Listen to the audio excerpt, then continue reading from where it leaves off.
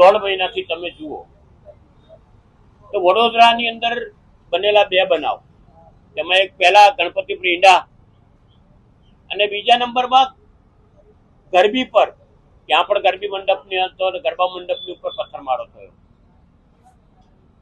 આજે કેટલાક અસામાજિક તત્વો પર્ટિક્યુલર લઘુમતી કોમમાંથી આવે છે અને તે તત્વોનું ઇન્ટેન્સ એક જ છે કે ક્યાં ને કોઈ પ્રકારે ગુજરાતની અંદર કોમી વૈમનસ્ય ફેલાય.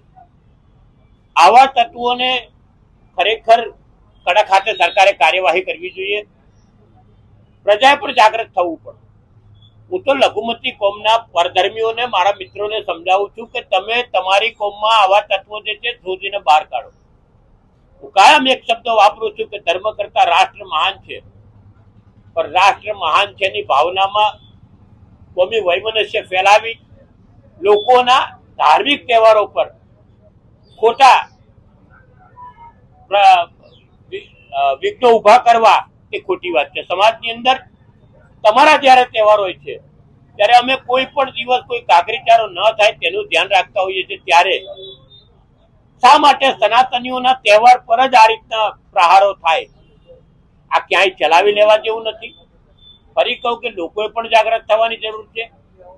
ઘણી વખત મને હસવું આવતું હોય કે અસાનધારાની માંગણી કરતા હોય છે. બહુલક પ્રજા આપણે છે, બહુલક પ્રજા સનાતનીઓ છે, તો અસાનધારો તો એમણે માગવો જોઈએ એવું જીવન જીવવાનું ચાલુ કરવું પડશે. ઘણી જગ્યાએ કડકાઈથી કામ લેવું પડશે.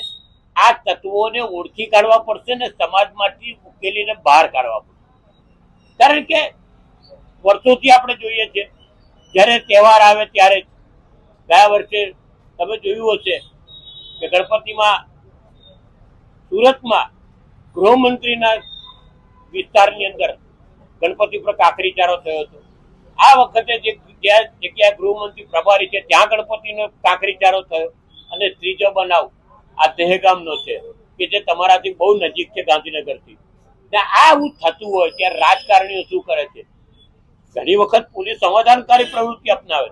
27 હમણાં પકડી લે, 27 હમણાં પકડી લે, 24 હમણાં પકડી લે, 24 હમણાં પણ હુમલો કરનાર જે છે તે તત્વોને ઓળખવાની કોશિશ નથી કરતા. તેની પાછળના તત્વોને ઓળખવા પડશે, નહીં તો આવું બનતું જ રહેશે. એટલે હું કહું કે કડક હાથે કાર્યવાહી લેવી જ પડશે. જે રીતના સોશિયલ મીડિયાની અંદર જે ટ્રેન્ડ ચાલુ કર્યો હતો લોકોએ, એની સામે હિન્દુઓએ જય મહાદેવનો ટ્રેન્ડ ચાલુ કર્યો, એટલે આ માતા પિતા એવું કહે છે. શું કે બહાના તો ગમે ત્યાંથી શોધવા પડશે. તમે તો સરકમસે જુદાની વાતો કરતા હોય, અમે લોકો તો કોઈ દિવસ કરતા નથી.